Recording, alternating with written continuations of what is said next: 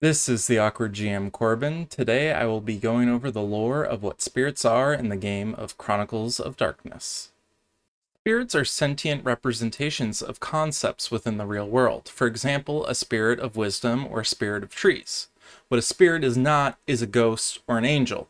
I will cover those in a later video. In Chronicles of Darkness, spirits typically reside in the spirit world, also known as the Shadow or Hissel. The Shadow is a parallel reality that mirrors our reality. There is an invisible barrier between our world and the Shadow called the Gauntlet. Places where the Gauntlet is thinnest allow spirits from the Shadow to reach across and affect our world.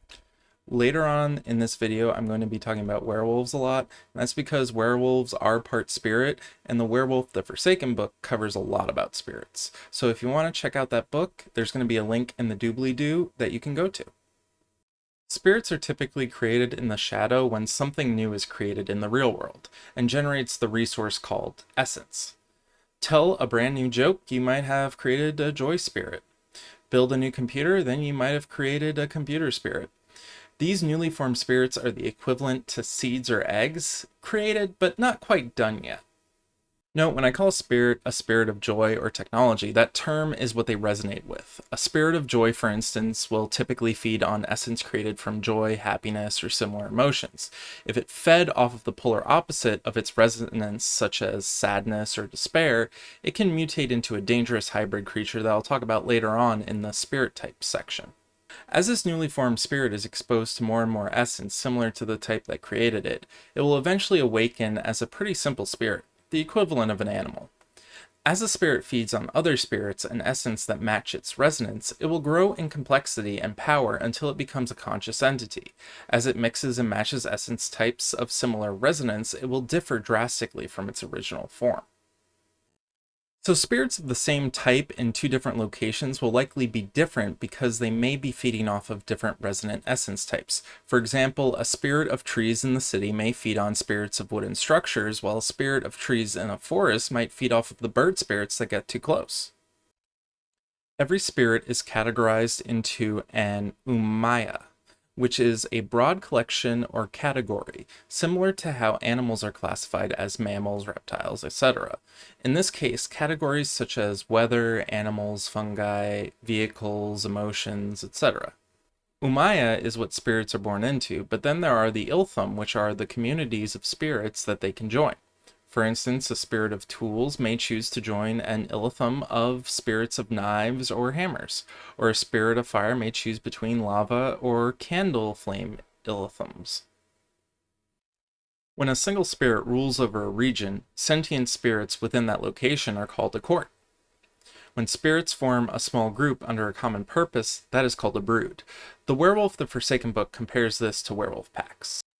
Spirits have their own feudal system, kind of. The lower sentient spirits give essence to the more powerful ones as a tax. If a spirit pays this tax, they are protected. If they don't, they might be killed off by other spirits. It should be noted that spirits cannot accept a deal until they are paid, so make sure you have your payment at the ready. Spirits come in many shapes and sizes, but most are ranked by how powerful they are. Your typical spirit falls under the following. Muthra are freshly formed spirits that lay dormant in the spirit world. Other spirits eat these the same way a human might eat fruit or eggs. Hirsahim are active spirits that act on instinct more than thought, and are bound to a specific location or object. Hirsharim are commonly recruited by werewolf packs as a pack totem spirit.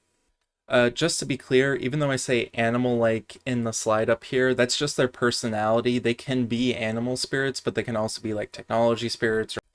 NCM are sentient spirits that no longer run on instinct and can feed from more than one type of essence. It is at this point that they can join the local spirit court.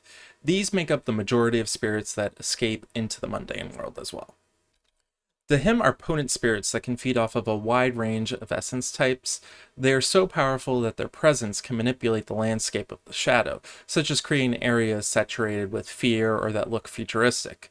The Him are the most powerful spirits that can cross over into the mundane world and are very dangerous when they do so.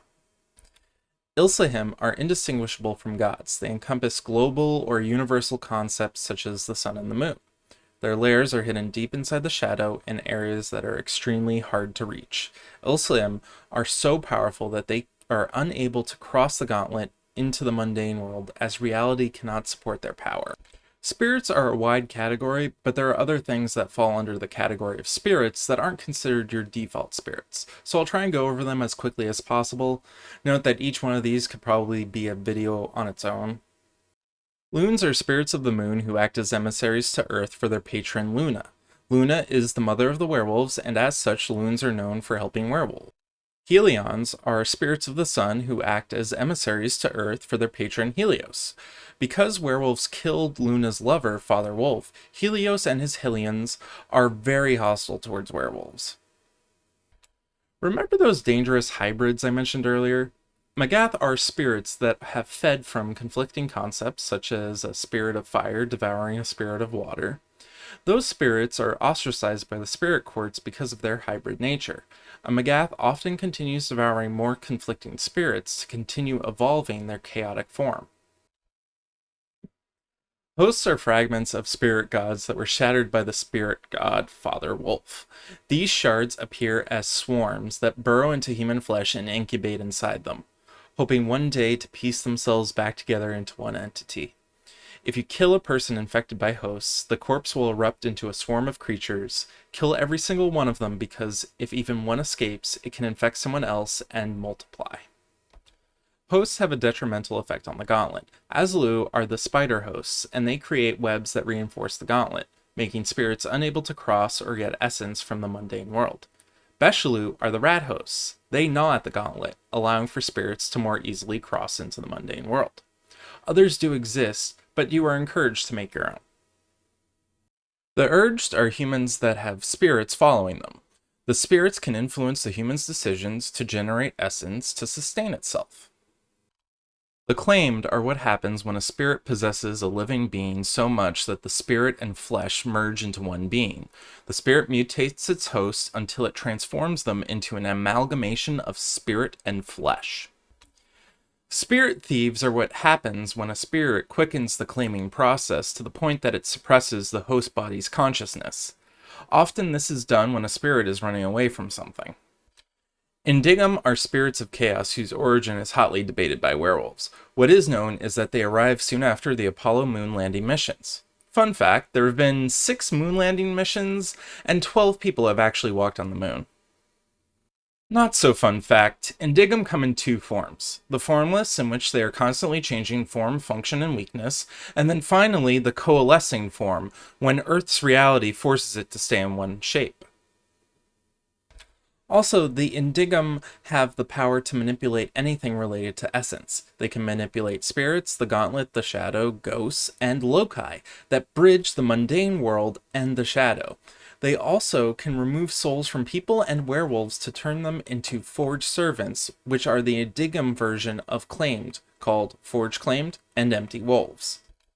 Indigum can also transform spirits into beings of flesh called Flesh Spirits. Essentially, they're spirits which are always manifested and cannot become incorporeal or go into the shadow. Forged Heralds are willing human or werewolf servants to the Indigum, and Forged Spawn are lesser versions of the original Indigum. I've got to say the Indigum scare me more than any other antagonist in this book. Damn, that took longer than expected. A reminder, I have a Ko-fi account in the doobly-doo below where you can PayPal me a tip. Leave me a comment down below to let me know what you think about spirits after all this, and what's your favorite thing about spirits? Anything you're still confused on? Like, subscribe, bell thing. I think I said that right. Thank you so much for watching, and have a good one. Hey, you stayed till after the credit sequence, or whatever it is. Just want to let you know, spirits are really something I've grown to enjoy after doing all this research, and I've been really looking into ghosts, so I really want to do the ghost section next, but I also said I was going to do the crunch section next, so we'll see which comes first. Thank you so much for watching, and have a good one.